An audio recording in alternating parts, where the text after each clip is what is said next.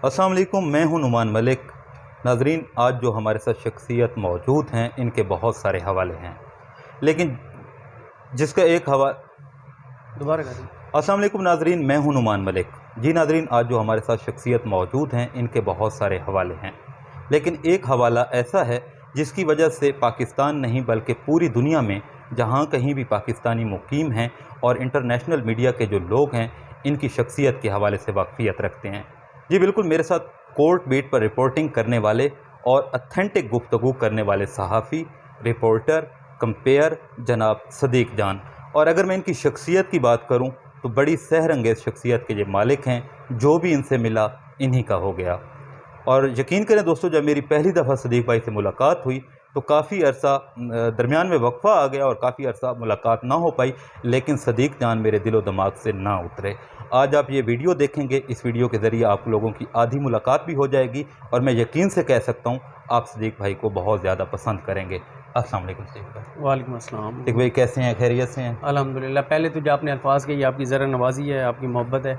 खुश रहें, वरना खुश रहें। सदीक भाई, मैं छोटी सी बात से अपनी बात का आगाज़ करूँगा। जैसे मैंने आगाज़ में कहा कि पाकिस्तान नहीं बल्कि पूरी दुनिया में जहाँ कहीं भी पाकिस्तानी मुकीम हैं और बिलख़ुसूस मुतअद्दिद इंटरनेशनल चैनल के जो लोग हैं, इंटरनेशनल मीडिया जो है वो आपके हवाले से आपकी इंटरनेशनल शख्सियत मीडिया के से मुराद ये है कि जो पाकिस्तान में बहुत सारे रिपोर्टर हैं, ज़ाहिर है जी पाकिस्तान बिल्कुल, की हद तक। पाकिस्तान के बाहर भी आपको बहुत जी। सारे जानते हैं। आपकी शख्सियत के हवाले से वाकफ़ियत रखते हैं। ये कैसे मुमकिन हो पाया? आप एक पसमानदा ज़िला भक्खर से चले इस्लामाबाद आए और यकीनी तौर पर आपने बहुत ज़्यादा मेहनत की। लोगों को बताएं कि आपने कितनी मेहनत की और इस सफ़र में आपको किन किन मुश्किलात का सामना करना पड़ा। यार नुमान भाई, मैं अक्सर ये बात कहता हूँ कि हम वो खुशकिस्मत हैं जी जो उस बदकिस्मत माशरे में जहाँ पे लोग मेहनत नहीं करना चाहते। ठीक है। यकीन करें, अगर यहाँ पे लोग मेहनत करने वाले होते तो हमारी कोई जगह नहीं बननी थी। जिस तरह से हम पसमानदा इलाकों से ताल्लुक़ रखने वाले, एजुकेशन उस तरह नहीं है, जी जिस तरह के स्कूलों में पढ़े और ये सारी सूरत हाल, यहाँ पे ज़ाहिर है बाहर से डिग्रियाँ लेके लोग आए हुए हैं। पाकिस्तान की बेहतरीन यूनिवर्सिटियों से बड़ी अच्छी डिग्रियाँ लेके लोग जर्नलिज़म कर रहे हैं। लेकिन एक ही चीज़ है और वो है कि आप मुस्तकिल मिजाजी के साथ कोर्ट में जाएं, आप मेहनत करें। ये कोर्ट का आइडिया कैसे आया? आपने एक नई चीज़ लेके आए। आपसे पहले मैंने सुना है कि कोई ऐसा रिपोर्टर पाकिस्तान में नहीं था, बल्कि रिपोर्टर सॉरी यूट्यूबर नहीं था हाँ, जो कोर्ट के हवाले से मतलब वीडियो करता हो। अच्छा, इसमें ये हुआ था कि जब पनामा केस शुरू हुआ तो मैं, क्योंकि रऊफ़ क्लासा साहब और आमिर मतीन साहब के साथ था, जी तो उस वक्त रऊफ़ क्लासा साहब ने कहा और आमिर साहब ने कि आप कोर्ट जाया करें। ठीक है। तो वहाँ से मैंने कोर्ट जाना शुरू किया। फिर पनामा ख़त्म हुआ तो मैंने साकिब निसार साहब की अदालत में बैठना शुरू कर दिया। जी। तो उस वजह से मैंने कोर्ट जाना शुरू किया था। ऐसा मौका भी आया क्योंकि कोर्ट के जो सेक्शंस होते हैं, जो दफ़ात होती हैं, बाद दफ़ा वो उन दफ़ात को बंदा भूल जाता है या तंग हो जाता है। कभी ऐसा भी मौका आया कि आपने कहा हो, सोचा हो कि यार ये चीज़ मैं छोड़ दूँ? अच्छा, शुरू में ये होता था कि शुरू में तो ऐसा लगता था कि सज़ा के तौर पे हमें भेजा गया है। ठीक है। और शदीद सर्दियों के दिन थे, सुबह उठना जी बड़ा मुश्किल होता था जाना। तो शुरू में ऐसा लगता था कि यार ये क्या क्लासा साहब ने कह दिया, यार जलील हो गए हैं, ख्वार हो गए हैं। ठीक है। लेकिन आज ये समझते हैं कि ये रऊफ़ क्लासा साहब का सबसे बड़ा एहसान था। फिर उस वक्त क्लासा साहब की टीम में राना अशरफ साहब होते थे, अब भी हैं। तो अक्सर वो हमें अपारा में हमारी रिहाइश थी सब दोस्तों की, जी तो वहाँ से मैं पिक करना, लेके जाना, और बड़ा एक अच्छा उस वक्त टाइम गुज़रा। और फिर ज़ाहिर है कोर्ट में जो गए, वहाँ कुछ सीनियर्स अच्छे मिले, जी उनसे सीखा।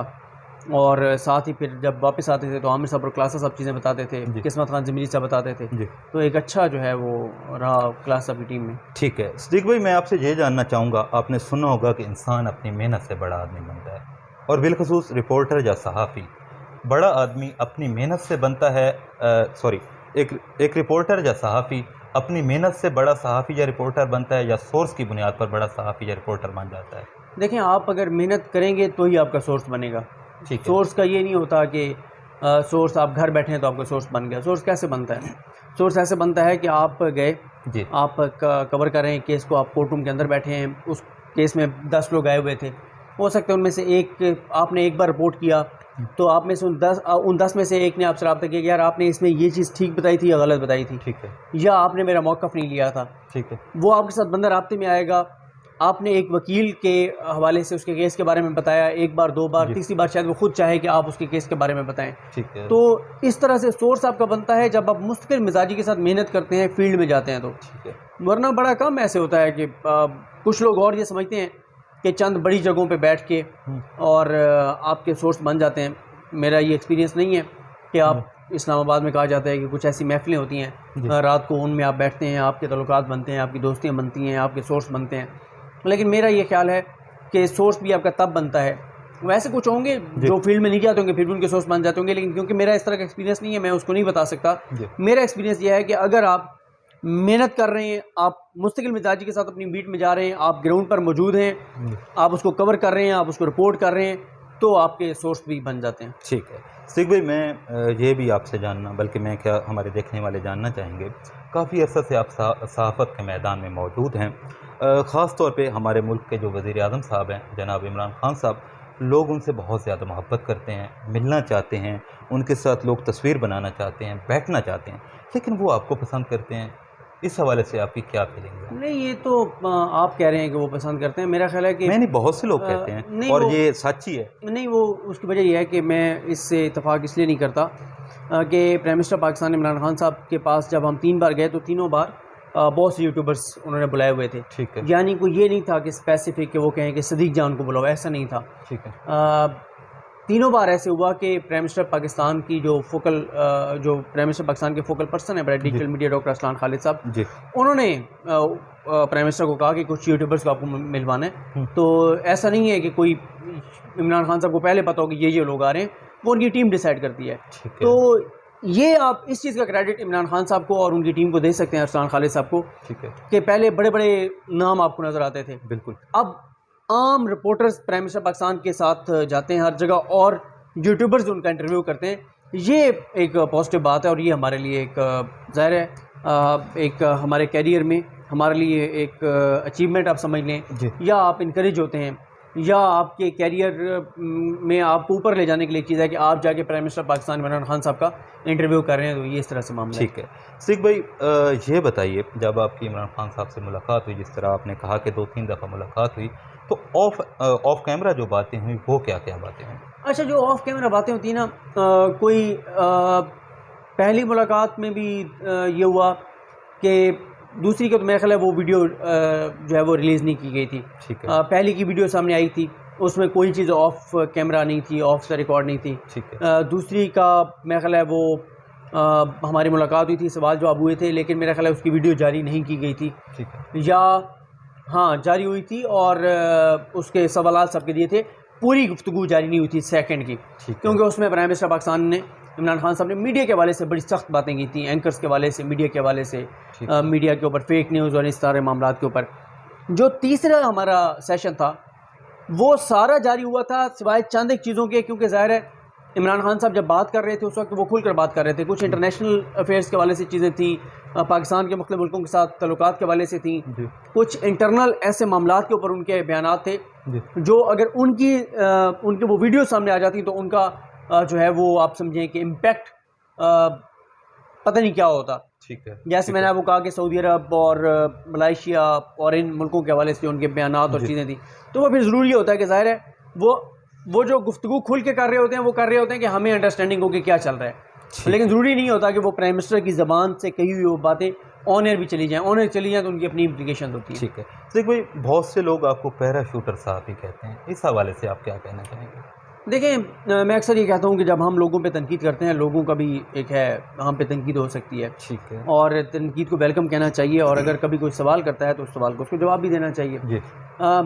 पैराशूटर पता नहीं किस हवाले से कहते हैं, वरना मैं तो 2015 में मैं पहले फवाद चौधरी साहब के और फ़रूख सलीम साहब का प्रोग्राम हो क्या रहा है में आया, और उस प्रोग्राम में मैं सोशल मीडिया कोऑर्डिनेटर था, और उसके बाद मैं वहाँ से क्लासा साहब की टीम में आया as a social media coordinator.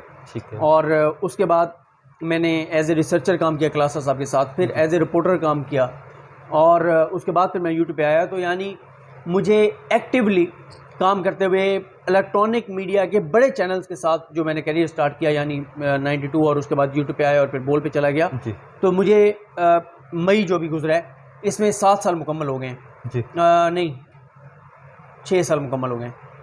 6 साल 2015 में शुरू किया था ना, तो 21 में 6 साल मुकम्मल हो गए। ठीक है। तो 6 साल तो ये है। इससे पहले मैं बड़ा अरसा लोकल अखबारात के साथ बखर में काम करता रहा हूँ, तो अगर कोई पैराशूटर कहता है तो वो उनका राइट है, वो तनकीद कर सकते हैं। लेकिन 6 साल तो मुझे ये हो गए और मैंने जहाँ जहाँ काम किया है वो वही बता सकते हैं कि मैंने कैसे काम किया। और ये भी कह सकते हैं कि आपका काम बता सकता है, ये आप कह सकते हैं, लेकिन बहुत से लोग जिन्होंने मेरे साथ काम किया वो राय दे सकते हैं। ठीक है सिद्दीक भाई, आप कामयाब सहाफ़ी तो हैं, क्या आप कामयाब शौहर भी हैं?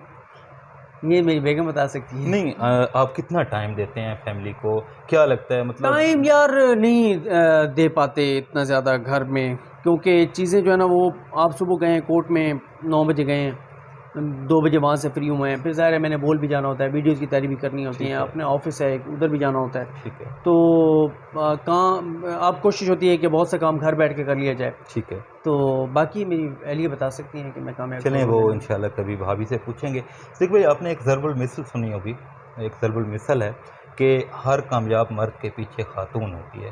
क्या आपके पीछे भी कोई खातून है? यार देखिए, ज़ाहिर है माँ की दुआएं हैं, मेरी नानी अम्मा की बहुत ज़्यादा दुआएं हैं। ठीक है। और फिर शादी के बाद ज़ाहिर है मेरी बेगम ने मुझे बहुत ज़्यादा सपोर्ट किया, और मैं अक्सर ये कहता हूँ कि आज जो सिद्दीक जान नज़र आता है, इसमें 70% किरदार मेरी बेगम का है। उसने जितना कंप्रोमाइज़ किया, और तो 70% किरदार उसका है। ठीक है। और सिद्दीक भाई, म्यूज़िक सुनते हैं आप? चलो थोड़ा सा हट के सुना है, कुछ पूछ लेता हूँ। यार म्यूज़िक में मैं अक्सर कहता हूँ, बड़ी इंटरेस्टिंग बात है कि जब मैं ट्रैवल कर रहा होता हूँ फैमिली के साथ, बहावलपुर जा रहे होते हैं, ठीक है, तो मैं पिछले दिनों अपने किसी दोस्त को बता रहा था, तो मैंने कहा कि मैं क्या करता हूँ कि मैं कोई प्रेस कॉन्फ्रेंस को, टॉक शोज़ वो ऑफलाइन डाउनलोड किए हुए होते हैं जी, वो मैं ब्लूटूथ के साथ कनेक्ट करता हूँ और फास्ट प्ले करके सुनता हूँ। फिर अचानक मुझे ये होता है कि यार ये सारे गाड़ी में डिस्टर्ब हो रहे हैं मेरी वजह से। ठीक है। और फिर मैं हैंड फ्री लगा लेता हूँ, फिर मैं थक जाता हूँ हैंड फ्री के साथ, फिर मैं उसके ऊपर चला जाता हूँ।